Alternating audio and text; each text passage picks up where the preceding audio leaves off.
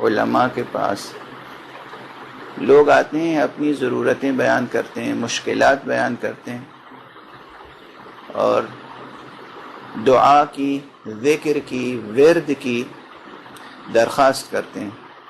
میری یہ مشکل ہے، آپ کوئی ذکر عطا فرما دیں، کوئی دعا بتا دیں، کوئی تعویذ دے دیں۔ کوئی کہتا ہے مجھے مدتوں سے اولاد نہیں ہے، رزق میں تنگی ہے، کسی کی کوئی پریشانی ہے، کسی کی کوئی پریشانی ہے۔ یہ عموماً معاشرے میں مبتلا بہ چیز ہے۔ میرے ساتھ بھی یہ ہے کہ میرے ساتھ لوگ آتے ہیں یہی مسائل لے کر۔ جو تجربہ مجھے تقریباً سبھی اہل محراب و منبر کو یہ تجربہ ہوا ہوگا اور ہوتا ہوگا، جو لوگ آتے ہیں ان میں سے بیشتر کی نفسیات یہ ہوتی ہے، سائیکولوجی یہ ہوتی ہے کہ وہ ذکر یا ورد یا تعویذ کے نام پر کوئی ایسی چیز چاہتے ہیں کہ جو کسی اور کو نہ ملی ہو، بالکل نئی ہو، بے پناہ تاثیر ہو، کچھ عجیب سی ہو۔ اگر کوئی مانوس ذکر آپ بتا دیں تو وہ مرجھا جاتے ہیں، وہ سمجھتے ہیں کہ مولانا نے توجہ نہیں کی، ہمیں کوئی چیز بتایا ہی نہیں۔ اور فرما رہے ہیں آپ مثلا بہت سے حضرات آتے ہیں، میں آپ کو یہاں پر ایک روایت ذکر کروں اور اس کے بعد قرآن مجید کا حوالہ دے کر آپ کے سامنے اس بات کو واضح کروں۔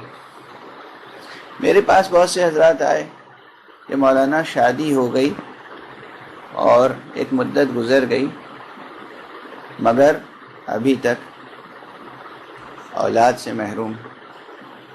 میں نے ان سے کہا آپ جائیے روزانہ نماز صبح کے بعد استغفار پڑھا کیجیے، استغفار کی تسبیح، استغفر اللہ۔ تو وہ ایسا مرجھا گئے، اس طرح مرجھا گئے، ایسا منہ بنا کے گئے کہ جیسے انہیں ہم نے کچھ نہیں دیا، کوئی بات نہیں بتائی، بلکہ دوسروں سے جا کے کہا کہ میں نے ان سے کہا تھا، انہوں نے کچھ نہیں بتایا۔ یعنی استغفار ان کے لیے کوئی ذکر نہیں ہے۔ کوئی شخص آتا ہے وہ کہتا ہے کہ ہمیں رزق و روزی کی تنگی ہے، یا جاب نہیں ہے، ملازمت نہیں ہے، یا تجارت تھی اب اس میں بازار مندہ پڑ گیا، اب وہ تجارت فروغ نہیں پا رہی ہے، مشکل پیدا ہو گئی، پہلے بہت اچھی سچویشن تھی، اب سچویشن پہلی جیسی نہیں۔ ان سے کہہ دیجئے کہ استغفار کثرت سے کیجئے، تو وہ سمجھتے ہیں کہ کوئی ذکر نہیں ہے۔ یعنی کوئی اچھوتی چیز ہو اور مشکل بھی ہو، یعنی 1 گھنٹے 2 گھنٹے کا عمل ہو تو سمجھتے ہیں کہ انہوں نے کوئی چیز بتائی۔ توجہ ہے؟ یہ عوامانہ سوچ ہے، عامیانہ سوچ ہے۔ اب میں اس مثال کو پھیلا کر بیان کرنے کی ضرورت نہیں محسوس کرتا، اس لیے کہ آپ سب حضرات ذہین ہیں اور آپ کی ذہانت و فراست پر بھروسہ کر کے نتیجہ بیان کیا جا سکتا ہے۔ اب قرآن مجید کی طرف آئیں اور جناب امیر المومنین علی ابن ابی طالب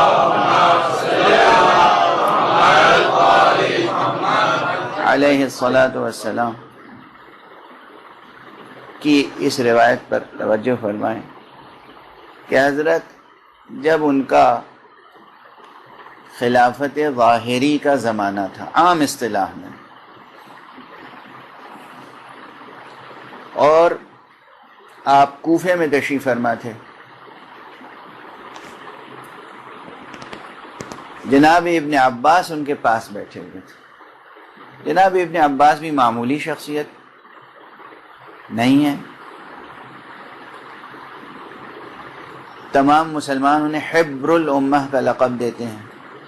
حبر یعنی عالم، بڑے عالم کو جو فی الواقع عالم ہو اسے کہتے ہیں حبر، اس کی جمع ہے احبار.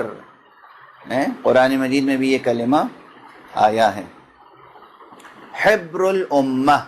اب یہ لقب ان سے کیوں مخصوص ہو گیا، اس کا سیاسی پس منظر کیا ہے، وہ سب بحثیں الگ، لیکن کہا جاتا ہے حبر الامہ. حضرت ابن عباس حضرت امیر علیہ السلام کے چچا زاد بھائی بھی ہیں، عزیز بھی ہیں، قریب بھی ہیں، شاگرد بھی ہیں، صحابی بھی ہیں. جناب ابن عباس تشریف فرمائیں، ایک شخص آیا حضرت امیر المومنین علی ابن ابی طالب علیہ الصلوۃ والسلام.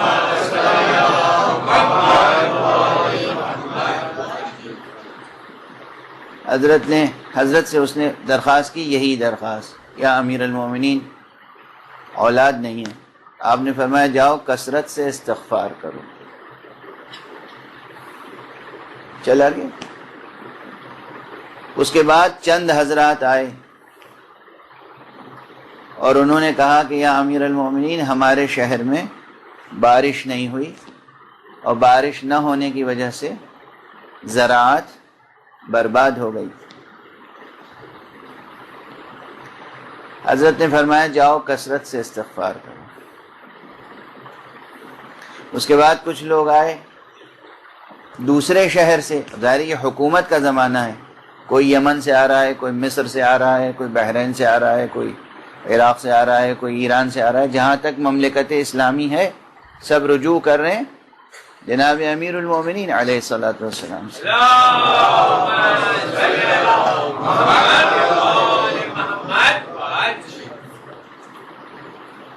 یہ تیسرا گروہ آیا، اس نے کہا یا امیر المومنین ہمارے یہاں باغات بہت اچھے تھے لیکن اس میں بیماری پیدا ہو گئی، کیڑے لگ گئے، باغ برباد ہو گئے، اور ہم اقتصادی طور پر افلاس کا شکار ہو گئے. فرمایا جاؤ کثرت سے استغفار کرو.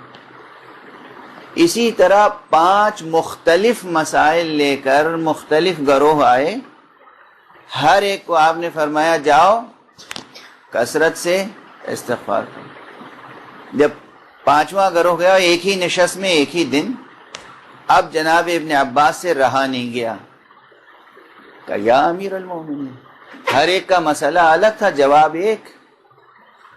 آپ تو وہ ہیں کہ اگر ایک ہی سوال بار بار کیا جائے تو الگ الگ جواب دیتے ہیں. سب کا ایک سوال آپ کا الگ الگ جواب ہوتا ہے، یہاں ہر ایک کا الگ الگ سوال، آپ کا ایک ہی جواب. تو آپ نے فرمایا ابن عباس تم نے قرآن مجید نہیں پڑھا؟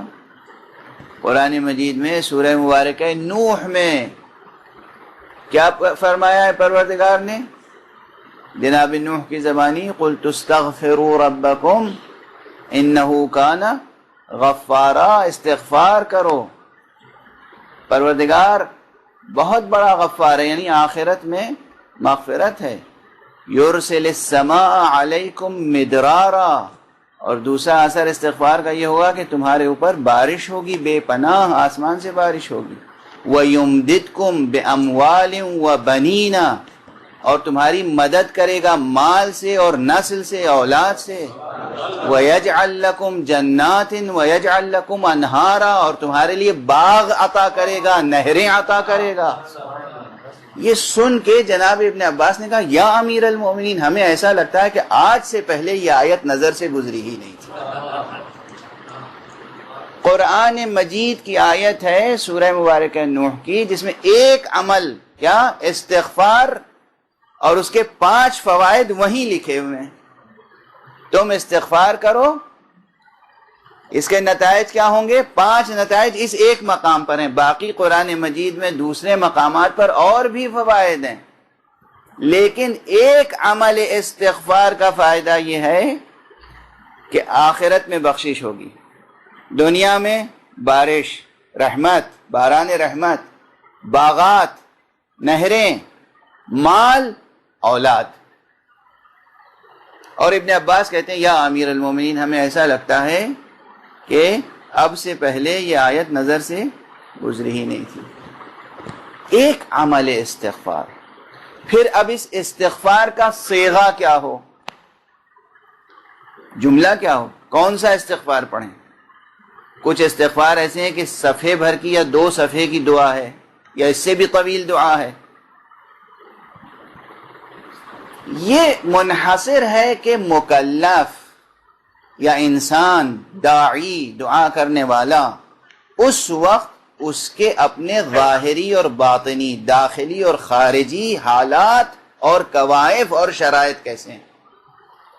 توجہ فرما رہے ہیں آپ کے پاس وقت ہے، فرصت ہے، توجہ حاصل ہے، اللہ سبحانہ و تعالی کی طرف دل اور ذہن کو رجوع کی کیفیت حاصل ہے، دل اللہ کی طرف اس وقت مائل ہے، جتنی دیر تک آپ دعا کر سکتے ہو دعا کریں، پوری شب اسی کیفیت میں گزر جائے، کئی دن اسی کیفیت میں گزر جائیں، لیکن آپ اضطراب کی حالت میں ہو، اضطرار کی حالت میں ہو، پریشانیاں ہوں، کسی کل آپ کو چین نصیب نہ ہو، ایک لمحے بھر کے لیے یا اللہ کہہ دیں، دعا مستجاب۔ یہ ایک یا اللہ شب بھر کی عبادت کے برابر ہے۔ توجہ فرما رہے ہیں آپ؟ مقدار کی اہمیت نہیں ہے، کوانٹیٹی کی اہمیت نہیں ہے، کوالٹی کی اہمیت، مقدار کی اہمیت نہیں۔ چنانچہ استغفار بھی صحیفہ مبارکہ سجادیہ، صحیفہ مبارکہ علویہ اور دوسری دعاؤں کی کتابیں، اقبال ابن طاؤس کی مصباح کف امی، مصباح شیخ طوسی، بہت سی کتابیں ہیں، ان کتابوں میں کئی صفحے کی 10 صفحے کی دعائیں ہیں استغفار کی، لیکن فرصت ہو تو وہ پڑھیں، فرصت نہیں ہے صرف اتنا سا فقرہ کہیں استغفر اللہ، بس صرف اتنا سا استغفر اللہ۔ ایک تسبیح اگر انسان استغفر اللہ کہے، ایک تسبیح، روایات معتبرہ میں دیکھیے کہ اس ایک تسبیح کا کیا کیا اثر ہے۔ صرف استغفر اللہ استغفر اللہ استغفر اللہ استغفر اللہ استغفر اللہ 100 مرتبہ۔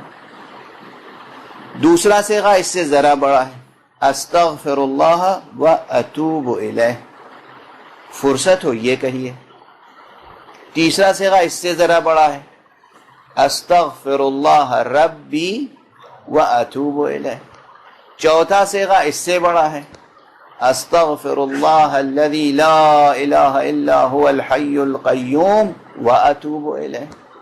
پانچواں صیغہ اس سے بڑا ہے۔ اسی طرح مختصر ترین فقرے سے لے کر طویل ترین فقرہ موجود ہے، ہر فقرہ میزان الہی میں برابر کا وزن رکھتا ہو اگر دل میں جذبہ موجود ہے۔ یہ وزن لفظوں میں پیدا ہوتا ہے،